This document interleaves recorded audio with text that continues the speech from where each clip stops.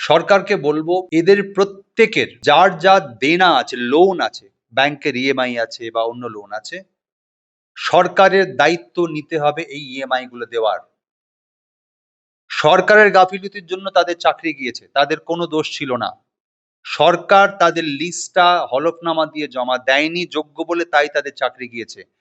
তাই তারা আগামী মাস থেকে কোনো ব্যাংক, কোনো আর্থিক প্রতিষ্ঠান যেন তাদের বিরুদ্ধে কোনো রকম স্টেপ নিতে না পারে, সরকারকে এনশিওর করতে হবে।